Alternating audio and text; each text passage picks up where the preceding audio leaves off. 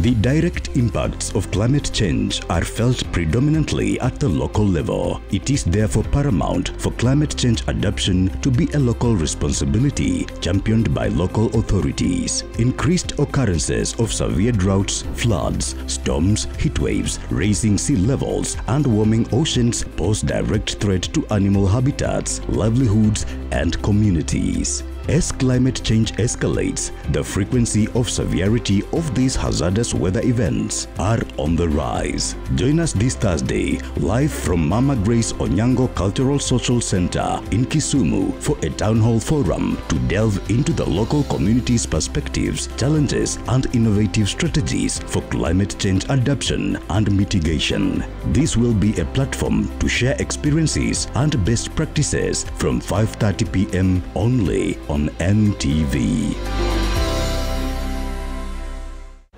What should I do with my Luigi? He's 35 now but doesn't want to move out. I cook for him, I wash for him. Allora, why don't you try a Red Bull?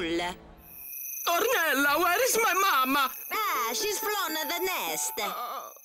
Mwanangu, unapozidi kukua, mwili wangu unapitia mabadiliko mengi sana. Lakini the new Nice and Lovely Flawless Bio Body Oil inatunza mwili wangu, and I get to celebrate my journey with you. New Nice and Lovely Flawless Bio Body Oil imeboreshwa na 4 natural oils. Kupunguza the appearance of stretch marks, ku-even skin tone, na ku-improve skin firmness. Flawless is a feeling. 9 out of 10 Kenyan women agree it worked for them.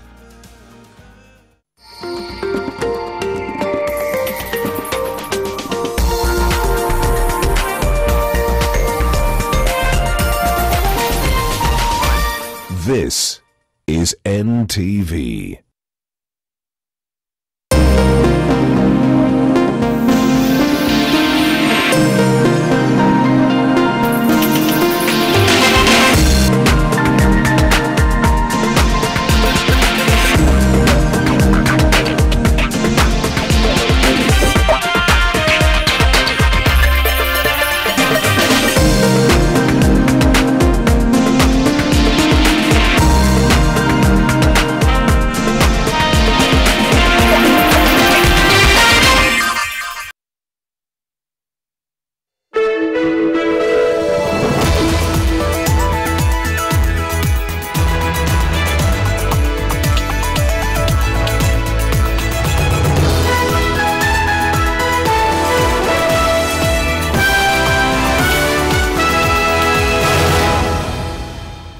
All right, it's Tuesday, the 16th day of January 2024.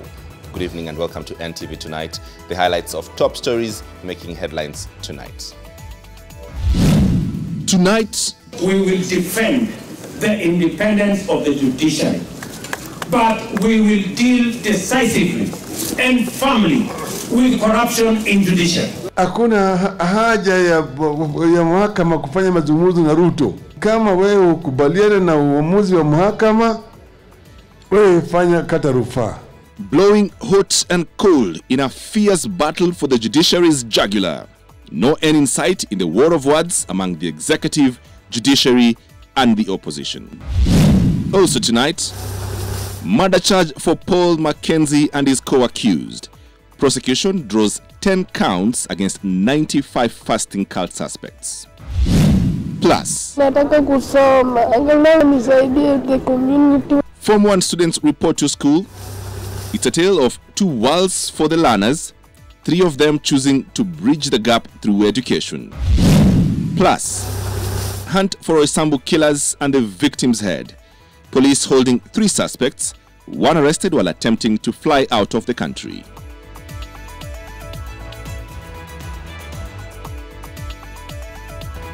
Live from Nation Centre, this is NTV Tonight with James Smart.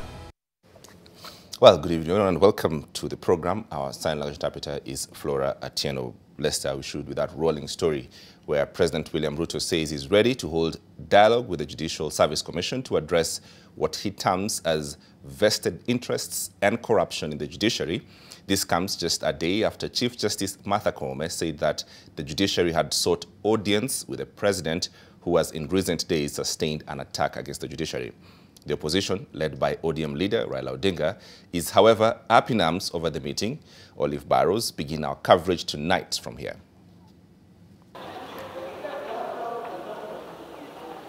Following a terse statement on Monday, it appears Chief Justice Martha Koome has finally gotten through to President William Ruto, whom she accused of courting anarchy through his onslaught on the judiciary.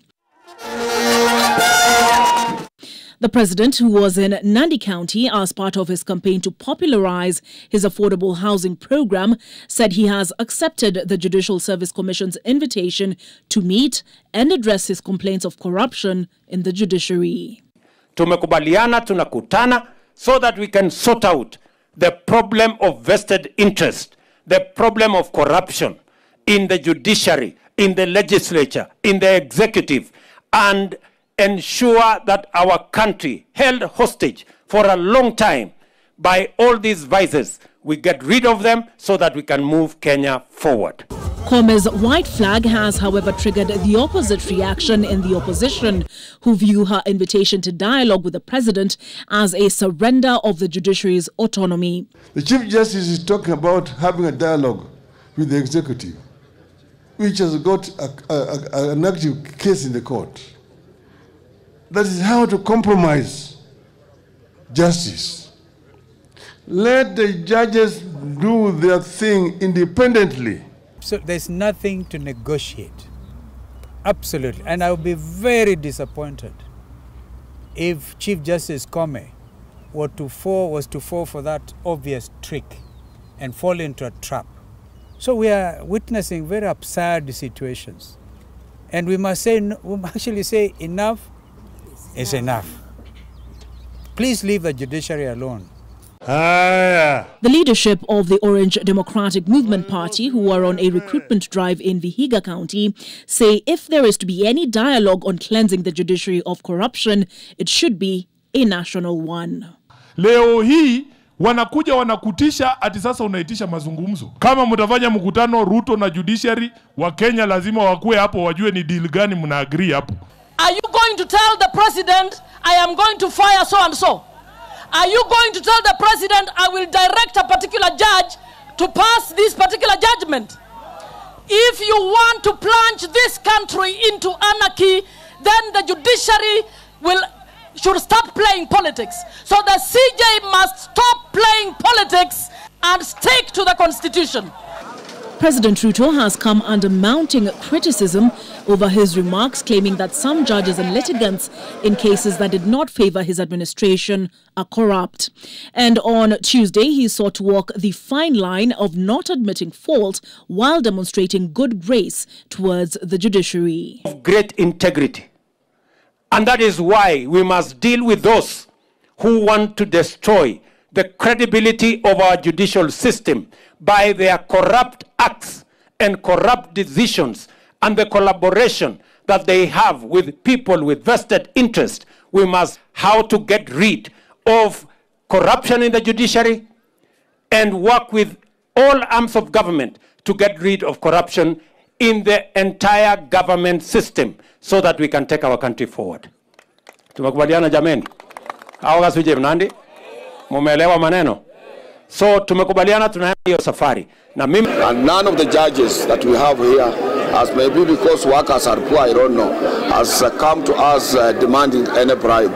And that's why I say that if I will have an opportunity to meet His Excellency the President, I will kindly ask him to, as I support him, to protect our employment and labor relations court. While Koome may have succeeded in pleading a ceasefire between the judiciary and the executive, she now has to walk the fine line between independence and interdependence between the arms of government. And given this development, it remains to be seen if Deputy President Rigathi Gachagua, who claims he has evidence against a judge, will go ahead and submit it before the Judicial Service Commission on Thursday. Olive Barrows, NTV. Controversial preacher Paul Mackenzie and his 94 co-accused persons will now face charges under the Penal Code, which include murder and manslaughter, According to the Director of Public Prosecutions, the suspects, among them the survivors, will each face 10 counts, which also include radicalization and subjecting children to torture. The ODPP has also directed that the suspects be presented before the High Court immediately. NTV's Coast Affairs reporter, Kevin Mutai, with the details. The suspects involved in the Shaka Massacre now have a case to answer. The Office of the Director of Public Prosecutions says the evidence provided is satisfying and sufficient to prosecute all the 95 suspects who were arrested and detained over the deadly religious doctrine in Shakahola, Kilifi County. They include Paul Mackenzie, his wife, and his 29 close associates, plus all the survivors who were rescued from the forest. The charges preferred by the DPP include murder, contrary to Section 203, as read with Section 204 of the Penal Code, manslaughter, contrary to Section 202, as read with Section 205 of the Penal Code, and assault causing bodily harm, contrary to Section 251 of the Penal Code. They will also face charges on the offences under Prevention of Terrorism Act 2012 and the Prevention of Organised Crimes Act 2010, which include engaging in organized criminal activity contrary to Section 4 as read with Section 3 and Section 4.2 of the Prevention of Organized Crimes Act 2010, radicalization contrary to Section 12D of the Prevention of Terrorism Act 2012, facilitating the commission of a terrorist act contrary to Section 9A of the Prevention of Terrorism Act 2012. Another charge will be being in possession of an article connected with an offense under the Prevention of Terrorism Act 2012. The suspects will also face other charges under the Children Act 2001, the Prevention of Torture Act 2017, and the Basic Education Act 2013.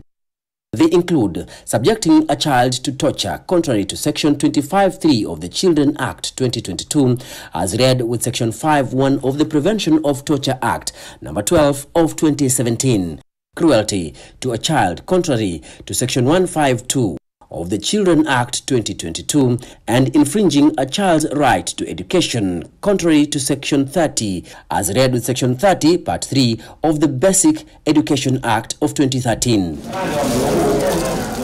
The DPP has directed that the suspects be immediately presented in court to face the 10 charges. Murder charges will be heard in Malindi High Court, while the offences involving children will be read at the Tononoka Law Courts. Manslaughter and other offences under the Penal Code will be presented at the Mombasa High Court, as Shanzu Law Courts prepare to handle charges on radicalization and other terrorism-related offences. Mackenzie is, however, currently serving a 1-year jail term for allegedly running a film business. 429 bodies were exhumed from shallow mass graves in Shakahola Forest. They died from activities of the fasting cult linked to the former preacher Paul Mackenzie. The government suspended the exhumation exercise in the expansive Chakama Ranch in September last year, where more graves are yet to be exhumed.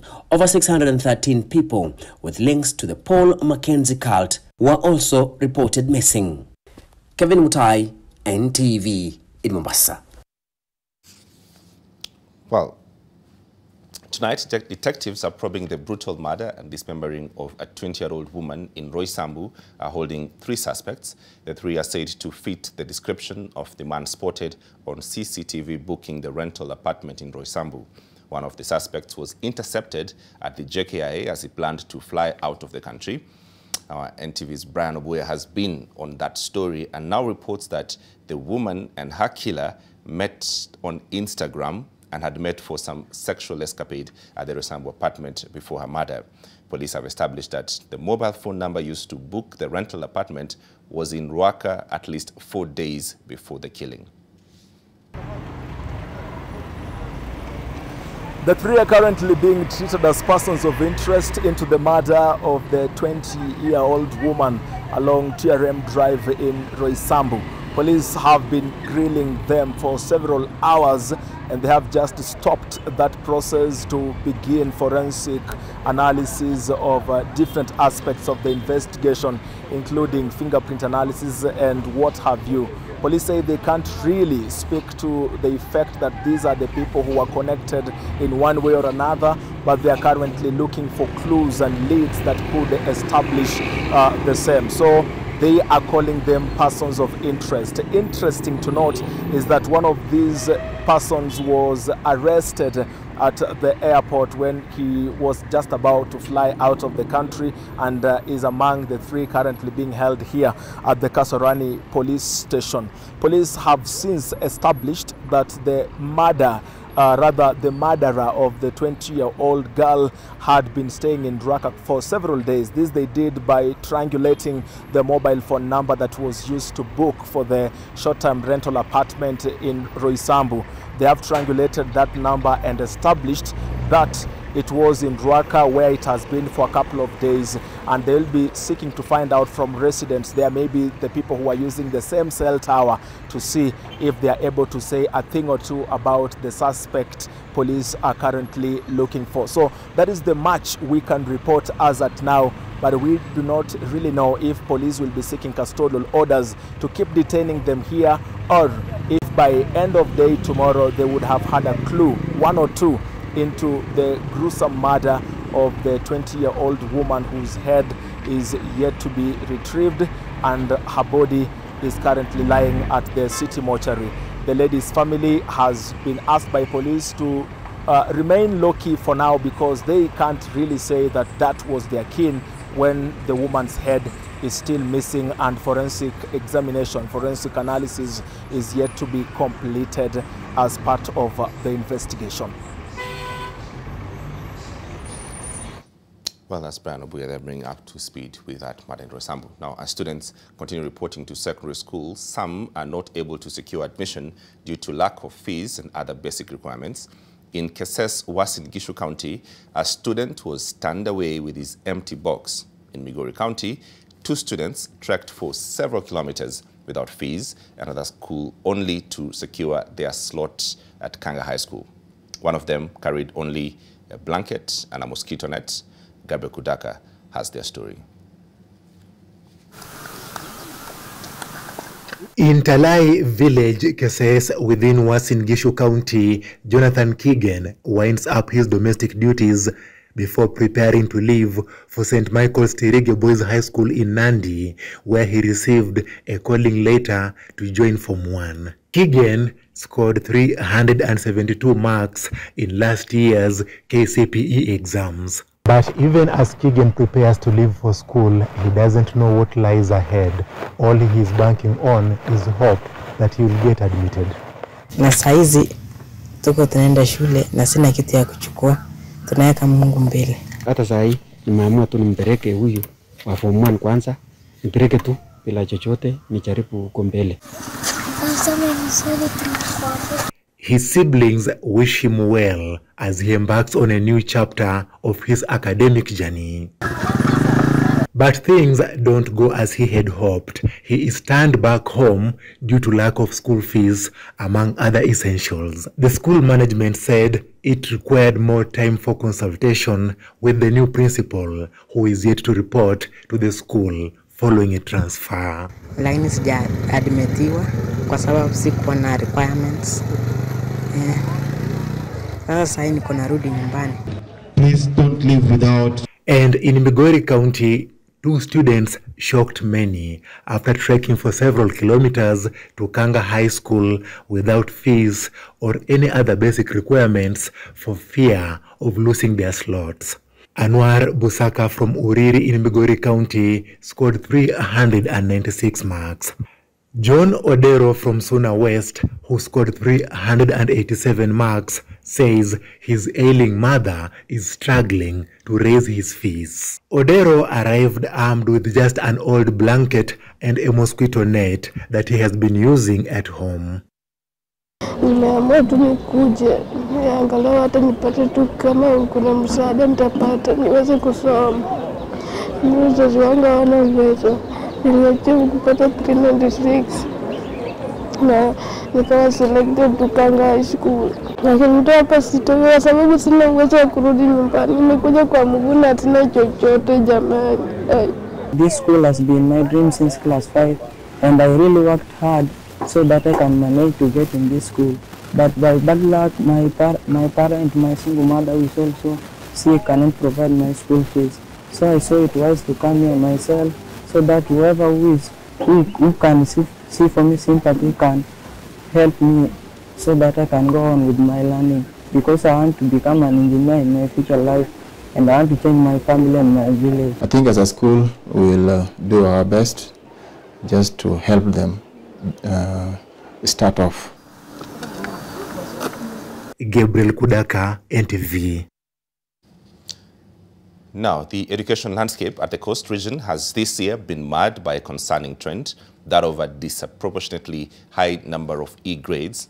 Education stakeholders attribute the poor performance to absenteeism. And as Fatuma Bugu reports, some candidates appear in school during KCSE exam registration, disappear after a week, and come back during the start of the exams. As many schools across the country celebrate the good performance in 2023 KCSE exams, at the coast, parents, teachers and students in some schools have a different story to tell. The performance in several secondary schools where many students scored E's. School heads are still scratching their heads over what exactly could have led to the poor performance in exams. Absenteeism ndio nyingi. Ndio imeua shule hii na zingine za Magongo ama Mombasa. Absenteeism, wanafunzi wanarejea vizuri form 4, baadaye wanapotea. Watoto wetu wa siku hizi si wavulana, si wasichana. Watakuachieve quickly, watakawapate pato la haraka na pesa za haraka. Wana mahitaji mengi kuliko umri wao. At Bomu Secondary School, 31 candidates who registered for KCSE vanished from the school immediately after being registered, only to return during exam rehearsals. Kulikuwa na ile morali mtu yasema acha tu mimi nisharegistiwa, mimi nitaja kufanya mtihani kama nipatie yangu. So it took a physical search for the students in their homes, and it was not easy task to convince them to go back to school. Out of 119 candidates who registered for exams at Bomu High School, 31 scored E's, all being the ones who were absent. Wengine wakakataa, wakaambia Mr. Principal yeye haiwezi, wengine wakaambiwa wazazi wao ndio wamwachia majukumu. Watu wanaona kwamba elimu imekosa umuhimu. Mimi nikimaliza form 4 naenda kwa bodaboda sector. Kwa bodaboda sector hakuhitaji A wala B. Ogula and Anari are among the 118 students who sat for the exams. They admit that life has not been easy. They opted to go back to school to make their lives better. Kama mtu 10 wale tulikuja dakika za mwisho, kuna watu kwanza mimi, kuna watu tulipata D minor, tukashukuru. Na kuna at Serani Secondary School, the principal says 32 candidates who were always absent in school got E's. Currently, the school still has uncollected KCSE certificates of candidates who scored E's since 2013. The principals are now suggesting to the Ministry of Education to put a mechanism to deregister candidates who have not been attending classes regularly. Kama kutakuwa na uwezekano wa kuwa wasiwe registered, na skuli itasaidika. If that old system where students getting an F was not receiving a certificate could be reinstated. Parents and teachers have been urged to step up efforts and ensure students strive for academic excellence. Watu wanaona kwamba hizi shule zingine si za kusoma, ni kama dumping site. The Ministry of Education had ordered the Directorate of Quality Assurance to work with the Kenya National Examinations Council to investigate about 3,600 candidates who failed to sit for their KCSE exams. Currently, school heads are adopting stringent measures to ensure students are sensitized by their teachers and parents on the importance of education and the need to prepare continuously for national examinations. Watu wengi hawajui kama nimekaa hapa 3 months. Wanajua ile ndio principal wa nini? Wa Bomu. Yule principals ni wa E's. So nimeanza kuambia wanafunzi, wazazi, E's na niua hapa. Mimi sitaki E's. Fatuma Bugu, NTV, Mombasa.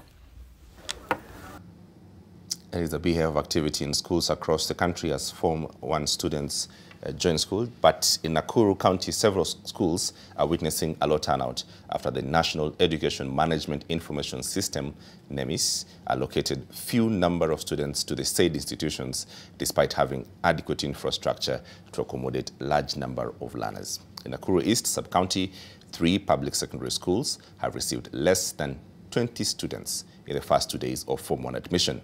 NTV's Ruth Samway visited the area and now reports.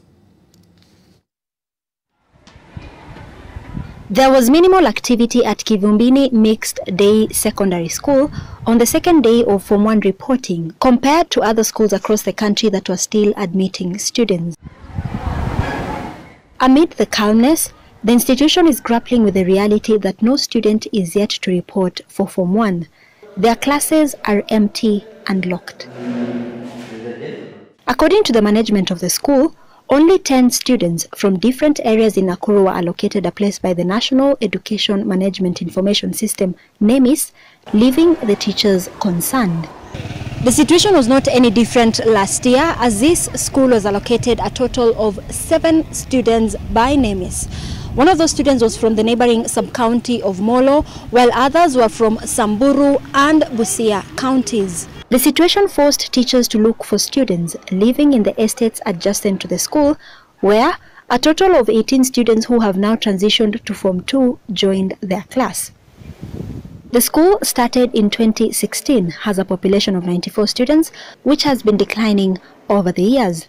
Their infrastructure can host over 400 students, but there are just a handful of students at the moment.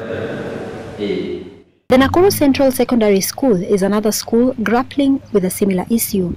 Teachers not allowed to speak to the press inform us that less than 20 students out of the 56 who are enrolled by NEMIS to the school have reported. They say some of the students signed up to report at the Mixed Day facility come from far sub-counties. Unlike neighboring Kivumbini, which was allocated only 7 students in 2023, Nakuru Central was assigned 276 students, but a total of 150 students reported, and most of them were not assigned by NEMIS. A few kilometers from Nakuru Central is Kimathi Mixed Day Secondary School, where only 5 students were placed to join the institution, 2 of them coming from Mombasa County. None of the 5 have reported, but 4 students who were not allocated the facility by NEMIS have been enrolled after their parents sought admission. The school says 11 more have picked application letters and are expected to join in the coming days. This school witnessed a similar challenge in 2023 after NEMIS placed only 13 students. 70 students were later enrolled. Despite the low numbers attributed to the NEMIS selection, the high levels of poverty is said to have contributed to the lower turnout of students in the said schools. But even with equipped modern facilities, the ghost of insecurity brought about by the prevalence of gangs in the area has also tainted the picture. Many parents now fear enrolling their children to some schools. Ruth Sarmui, NTV, Nakuru. You're watching NTV Tonight. We do have plenty more on the other side of the break. Don't go too far.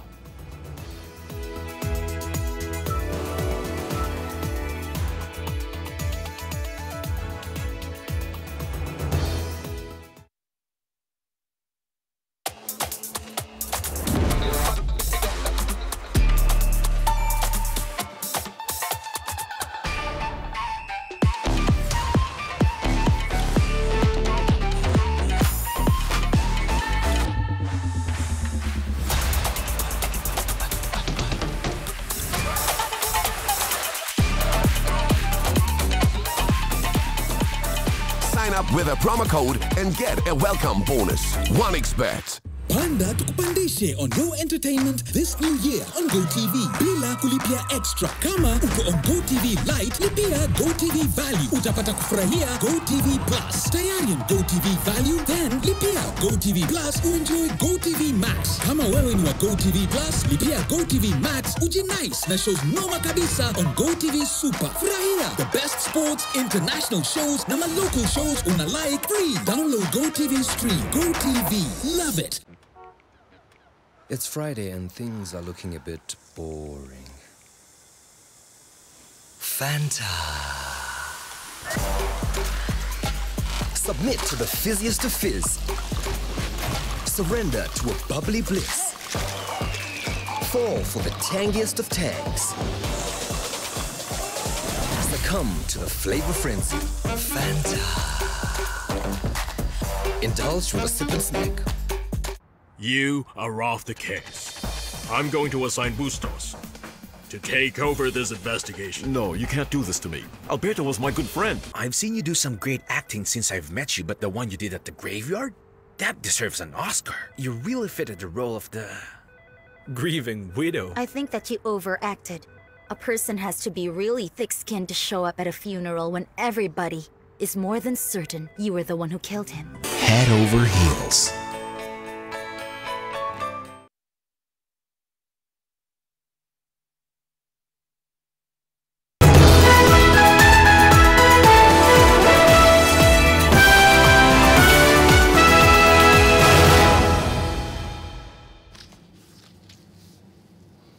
All right, welcome back. You're watching NTV Tonight. Now, Pokot South MP David Kosing on Tuesday recorded a statement of incitement allegations that he posted on his Facebook page 2 weeks ago.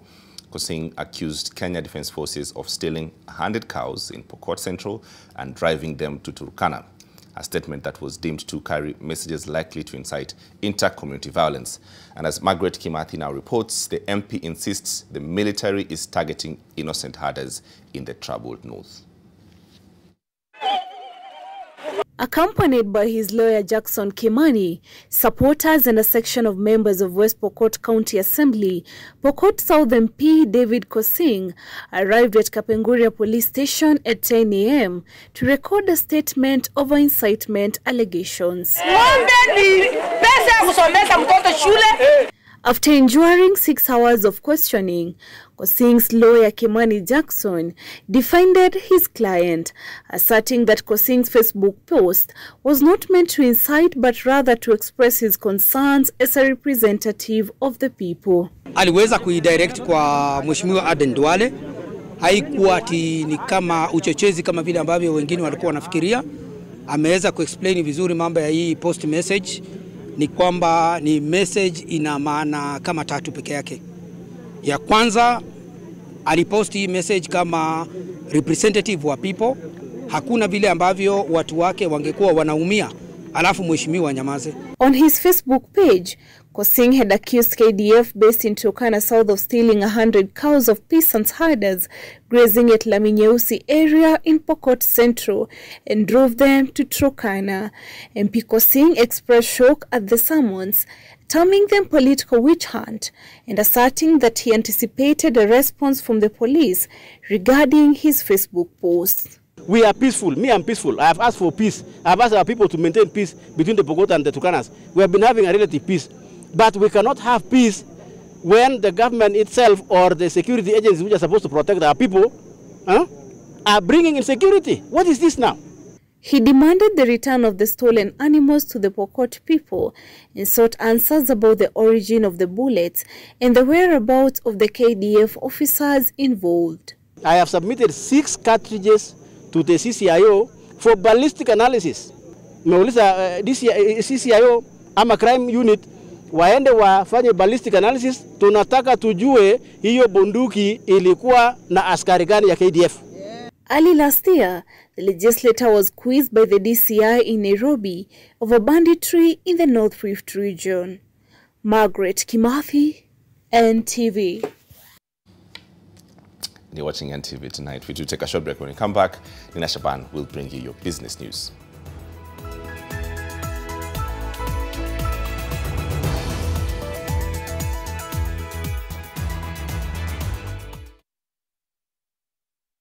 The Ministry of Water, Sanitation and Irrigation, Water Sector Trust Fund, the Council of Governors and other collaborating institutions welcome you to the Water and Sanitation Investors Conference at KICC, Nairobi, Kenya from 6th to 8th March 2024. The theme of the conference is Accelerating Investments for Sustainable Access to Water and Sanitation for All. To participate in the conference, visit www.wasic-invest.ke. See you there. Water Sector Trust Fund, financing the water sector. Mwanangu, unapozidi kukua, mwili wangu unapitia mabadiliko mengi sana. Lakini the new nice and lovely flawless bio body oil inatunza mwili wangu, and I get to celebrate my journey with you. New nice and lovely flawless bio body oil imeboreshwa na 4 natural oils. Kupunguza the appearance of stretch marks, ku-even skin tone, na ku-improve skin firmness. Flawless is a feeling. 9 out of 10 Kenyan women agree it worked for them.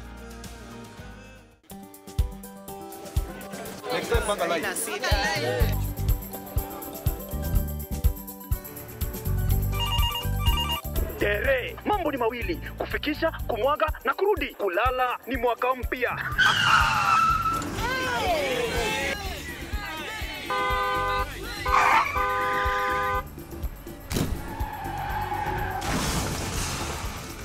Muka we mse.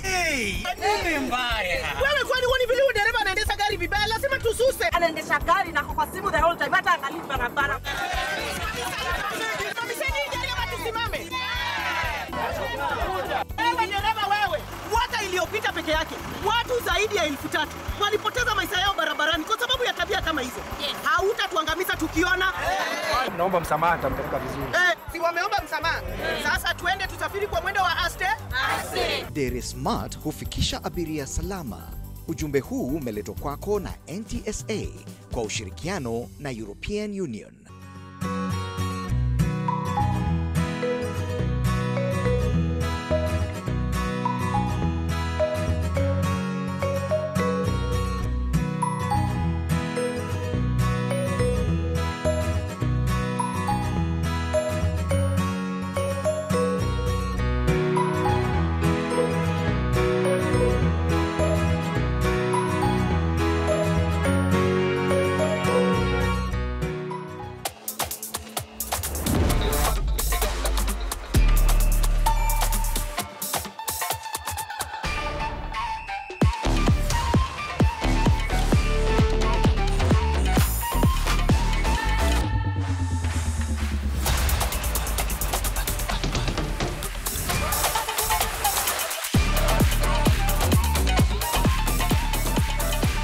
Up with a promo code and get a welcome bonus. 1xBet.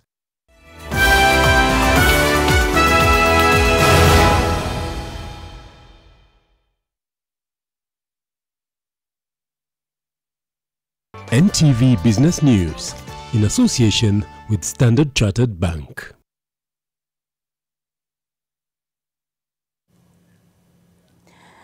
A very good evening to you. It is time for business news. My name is Nina Shaban. We start off with a section of tax pundits have lauded the push to have businesses whose annual turnover is either 5 million shillings or less exempted from mandatory issuance of invoices generated through the electronic tax invoice management system, popularly known as ETIMS. Now, the Finance Act 2023 amended the Tax Procedures Act, providing that the businesses issue ETIMS-backed invoices effective the 1st of September 2023. And the Finance Act also amended the Income Tax Act, providing that only expenses supported by ETIMS-generated invoices will be deemed tax deductible, effective the 1st of January 2024. Daniel Ngumi from Anjarwala and Hana says there is need to ensure small businesses are given room to make adjustments to accommodate the provisions of the law. Who provide an electronic tax invoice. Yeah, that is a rationale. Yeah. So what they have tried to do is to simply say, if you want to take a tax deduction, you who runs a business, you are only allowed to take a tax deduction from someone who has provided you with an electronic tax invoice. Yes. Simple. The possibility of a recession has been cited by business executives as Kenya's highest risks, rounding off the main economic issue to be discussed at the ongoing annual World Economic Forum in Davos, Switzerland. Now, these are the findings of the latest executive opinion survey by the World Economic Forum. And in Kenya, the Ukrainian war had the effect of disrupting the supply of key raw materials, including food and fuel, which pushed up consumer prices to a 5-year high towards the end of 2022. Most analysts reckon that a global recession has largely been avoided against the gloomy predictions of most forecasters. The second highest risk cited by the business executives is public debt.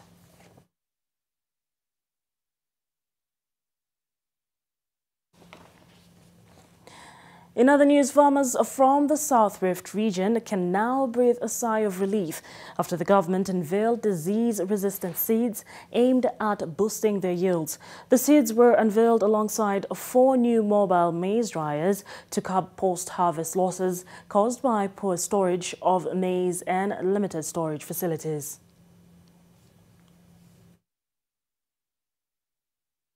Nyinyi watu hapa Bomet, tunataka muungane na sisi tuweze kuafikia mwito wa rais wa taifa letu ya kuhakikisha Kenya inaweza kujilisha yenyewe bila kutegemea misaada. Speaking at the National Cereals and Produce Board grounds in Bomet County during the launch of the Kenya Seed Company depot in the area, Agriculture and Livestock Development Cabinet Secretary Mithika Linturi said farmers in the South Rift region can now access quality seeds that are resistant to diseases, with the most prominent being maize lethal necrosis disease. Mbegu certified, ambazo that will respond to the climate, to the ecological requirements of this particular county, and meaning that we expect that since these certified varieties are resistant to the maize lethal necrosis disease and the weather conditions, we expect the people of Bomet to get better yields in the after these long rains. The Cabinet Secretary said his ministry is actively collaborating with stakeholders in the maize subsector to address challenges hindering optimal crop production. Linturi also flagged off 4 mobile maize dryers with the capacity to hold 10 to 14 tons of cereal to tackle post-harvest losses in Bomet, Narok and neighboring counties. Mkulima yeyote pale, usingoje mahindi yako iharibike ama maharagwe. Leta hapa, ukaushiwe, uweke kwa store hapa ama kwa yako, ili tuweze kuhakikisha tumefanya storage cha sawa na mahindi yetu in the right most account levels ili siweze kuharibika. He further stated that the Ministry of Agriculture would increase the number of seed inspectors to enhance surveillance in maize seed farms and agrovet shops countrywide, in a move aimed at eliminating the proliferation of fake seeds in the market.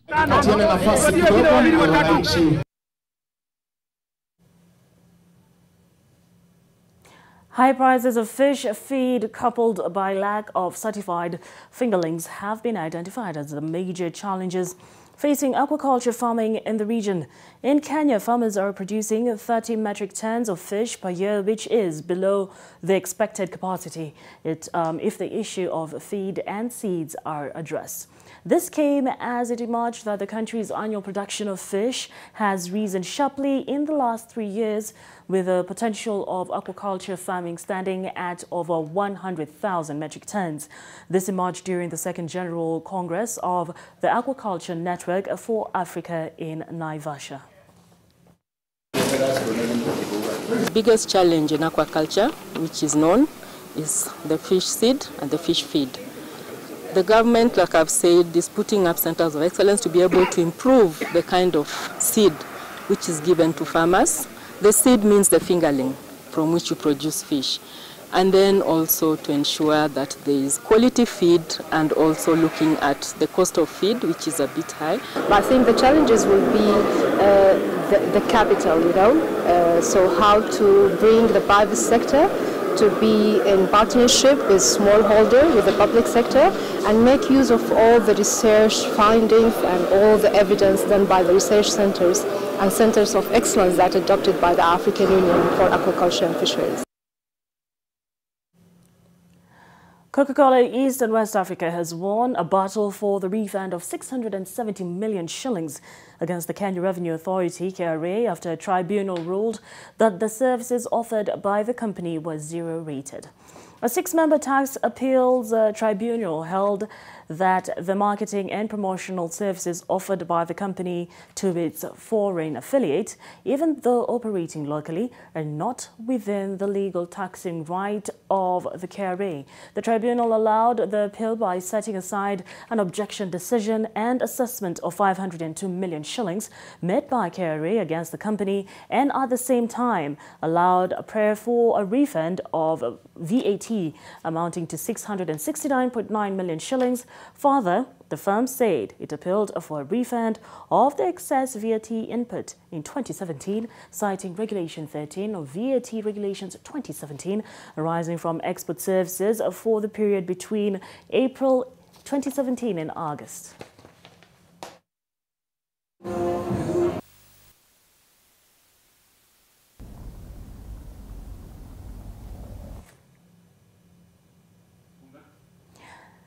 All right, and that's it for Business News Tonight. My name is Nina Shaban. Jim Smart will be coming back with more news. NTV Business News, in association with Standard Chartered Bank. A bank that connects potential to possibilities. So, where will you go from here?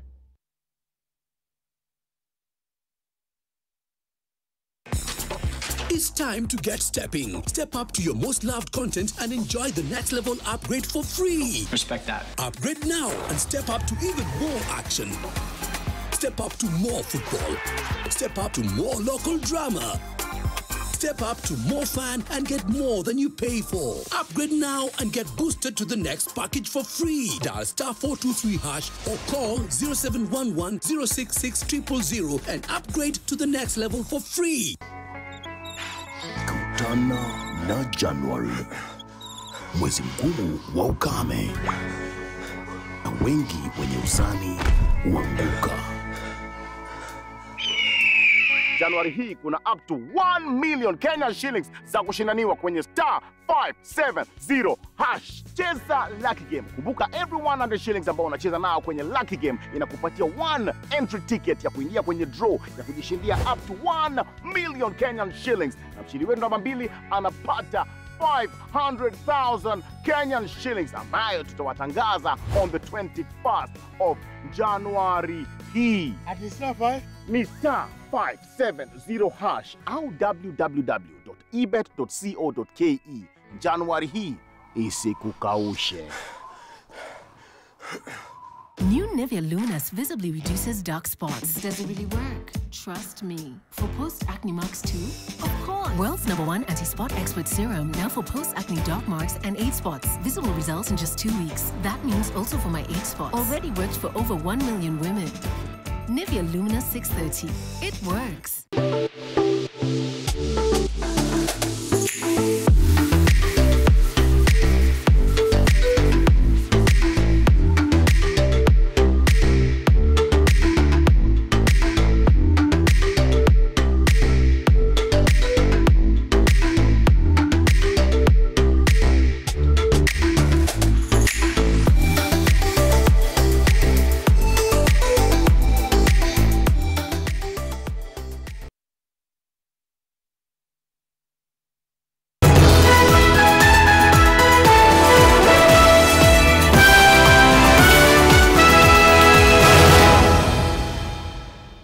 Welcome back. You're watching NTV Tonight. Now, Nairobi lawyer John Maina Ndegwa has moved to court seeking to halt the implementation of the new National Social Security Fund, NSSF deductions. In his petition, Ndegwa argues that the amount being sought by the NSSF is unreasonable, coming at a time when Kenyan employees are weighed down by the high cost of living. According to a notice issued last week to employers, NSSF will deduct between 420 shillings and 2,060 shillings from employees beginning next month. I'm seeking the court for directions to set aside the said notices. If you know that at this time is not the proper time to give Kenyans more burden, we are having a high cost of living, and I hope that through my petition, the employees of Kenya will have a reprieve. Yeah, I'm seeking that the notices that were issued on Friday, they be quashed so that at a good opportune time when the economy improves, probably NSSF can think of probably increasing the said levies, but not at this time.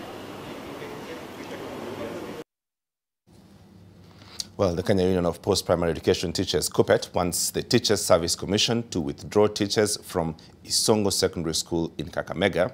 The demand follows an incident last week that saw parents storm the school and eject the school's principal, David Wafula, and Director of Studies, George Masibo.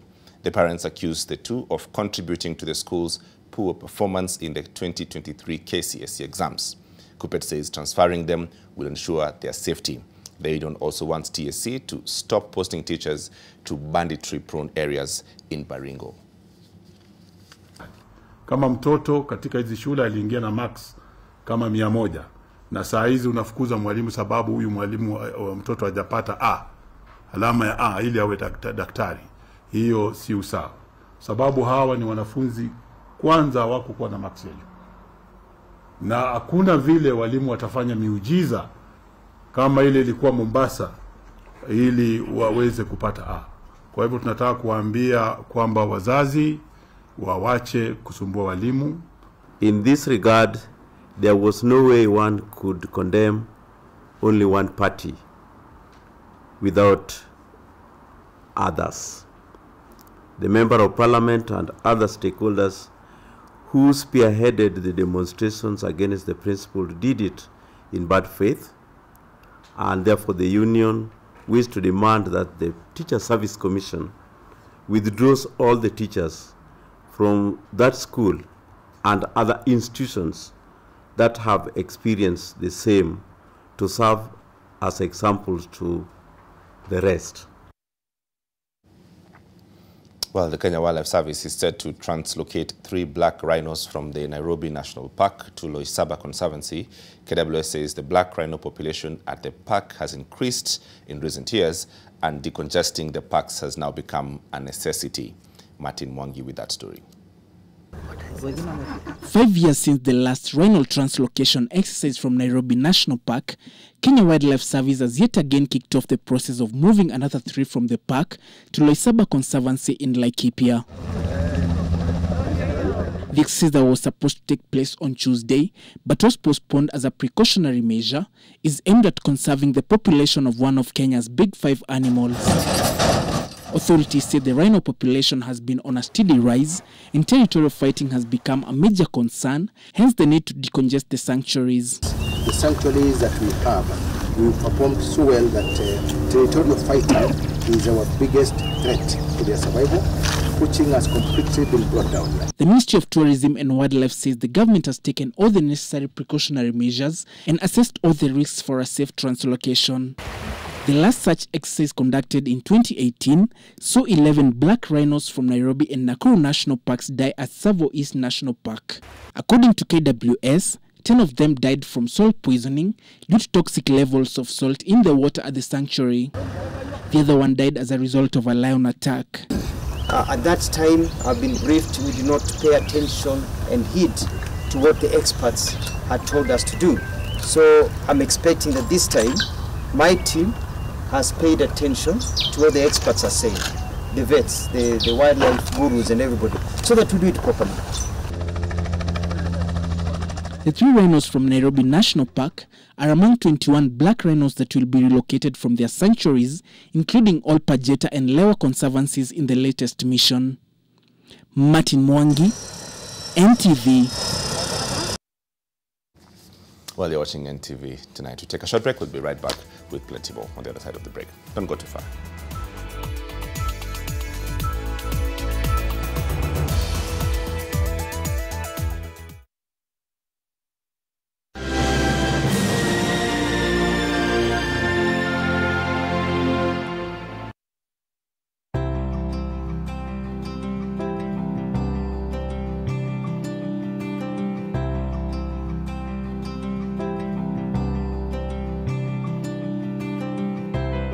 When you're finally released from pain.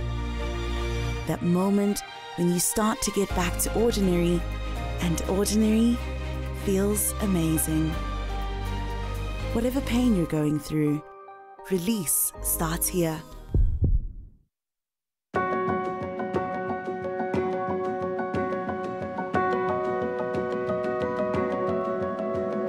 There's a kind of bank assurance intermediary that really allows you to relax because you know you'll be good. That's Coop Bank Assurance Intermediary for you. Get covered real good through Coop Bank Assurance Intermediary. Kutana na Januari, mwezi mgumu wa ukame, na wengi wenye usani huanguka. Januari hii kuna up to 1 million Kenyan shillings za kushindaniwa kwenye star 570 hash. Cheza Lucky Game. Kumbuka every 100 shillings ambao unacheza nao kwenye Lucky Game inakupatia 1 entry ticket ya kuingia kwenye draw ya kujishindia up to 1 million Kenyan shillings. Na mshindi wetu namba 2 anapata 500,000 Kenyan shillings ambayo tutawatangaza on the 21st of January hii. At least star 5 ni star 570 hash au www.ebet.co.ke. Januari hii isikukaushe.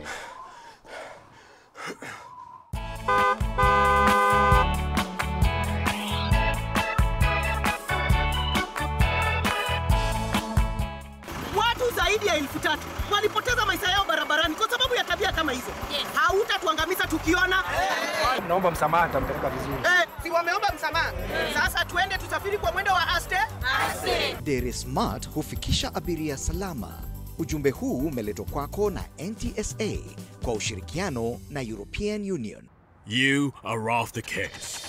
I'm going to assign Bustos to take over this investigation. No, you can't do this to me. Alberto was my good friend. I've seen you do some great acting since I've met you, but the one you did at the graveyard? That deserves an Oscar. You really fitted the role of the grieving widow. I think that you overacted. A person has to be really thick-skinned to show up at a funeral when everybody is more than certain you were the one who killed him. Head over heels.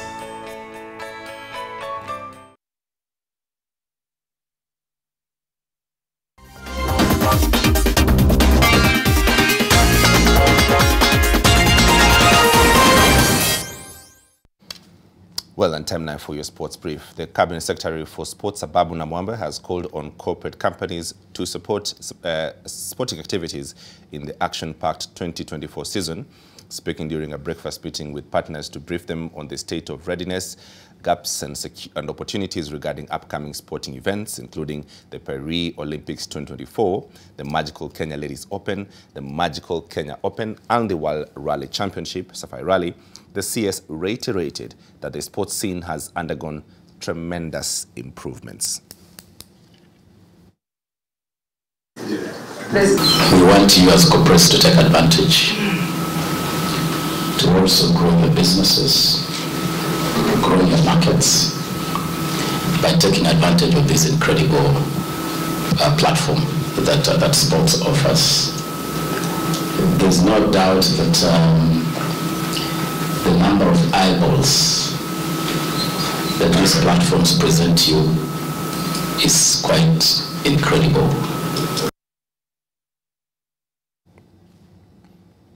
Well, the Cabinet Secretary for Sports, Ababu Namwamba, has reiterated that the ministry is keen on ensuring the Football Kenya Federation conducts its election this year.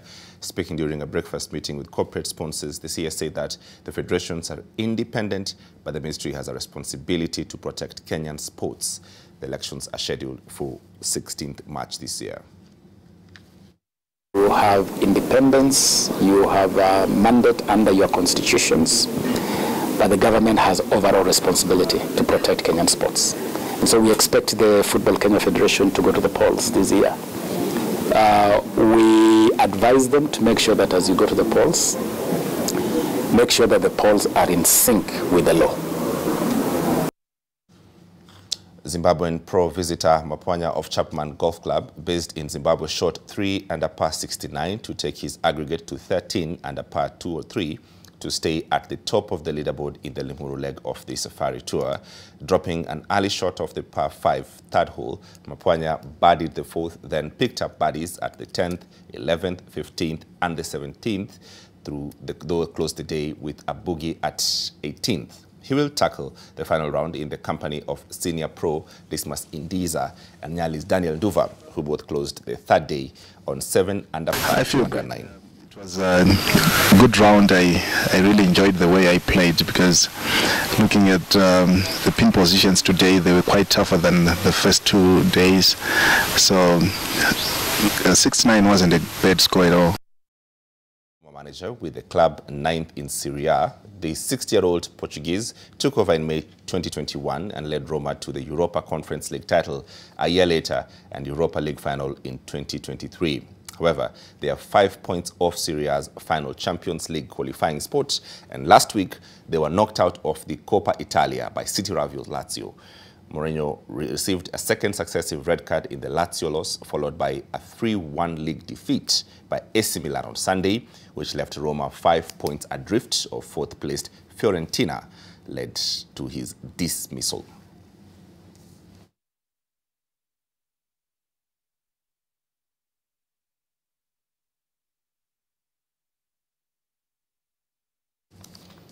Well, always a good day when Mourinho gets fired. That does it for us here on NTV Tonight. Have a lovely night. We have to love you and leave you. My name is James Smart.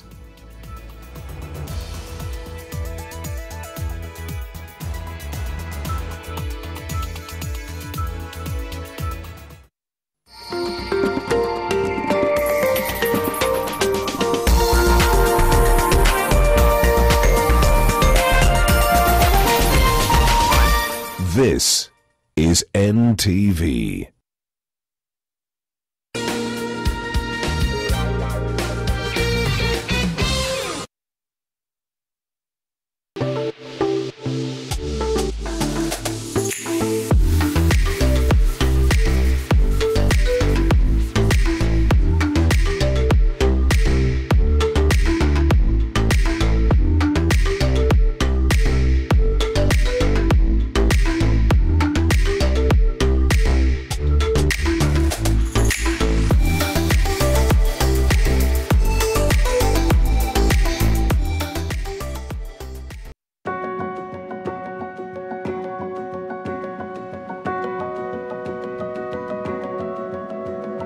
There's a kind of bank assurance intermediary that really allows you to relax because you know you'll be good. That's Coop Bank Assurance Intermediary for you. Get covered real good through Coop Bank Assurance Intermediary.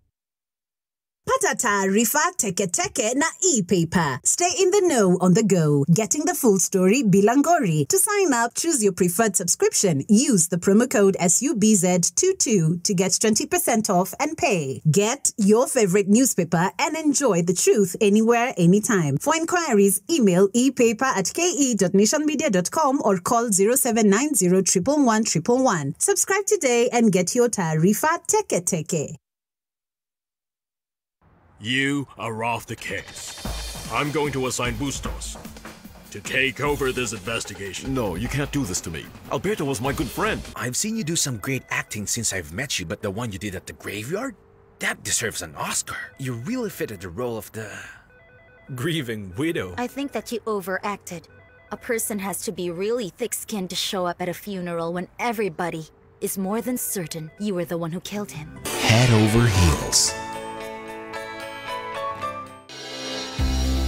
The direct impacts of climate change are felt predominantly at the local level. It is therefore paramount for climate change adaptation to be a local responsibility championed by local authorities. Increased occurrences of severe droughts, floods, storms, heat waves, rising sea levels, and warming oceans pose direct threat to animal habitats, livelihoods, and communities. As climate change escalates, the frequency of severity of these hazardous weather events are on the rise. Join us this Thursday, live from Mama Grace Onyango Cultural Social Center in Kisumu for a town hall forum to delve into the local community's perspectives, challenges, and innovative strategies for climate change adaptation and mitigation. This will be a platform to share experiences and best practices from 5:30 p.m. only on NTV.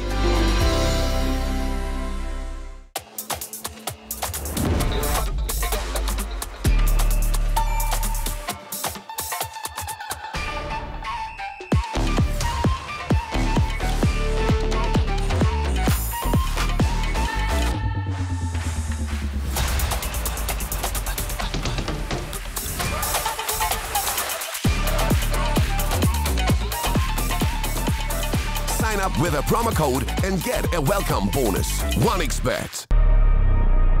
Let's take a trip. A trip across the vibrant Mombasa city. Whether by road, by rail, or by air, you won't miss to witness the marvel of the solar streetlights. A quiet revolution that is cost-effective and changing the nightlife of motorists and pedestrians.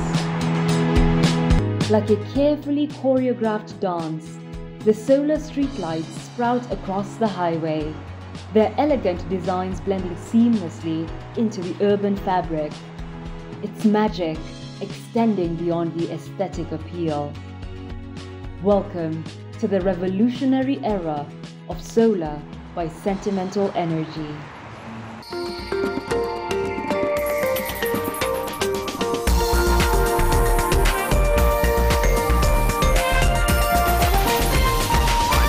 NTV, turning on your world.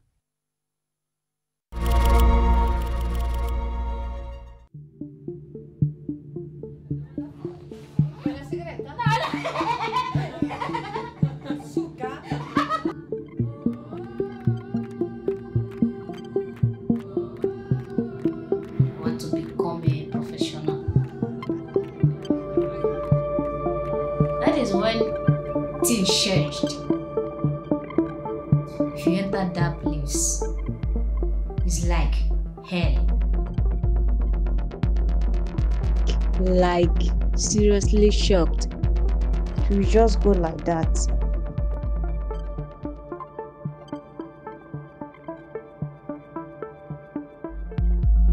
I grew up in Nigeria. I was like a little girl in the midst of plenty guys, and then you used to run. Yes, that's why I'm a fast runner now. Playing football, this is what I want to do. I want to become a professional. In a day, one of my girlfriends, just a teammate, had a call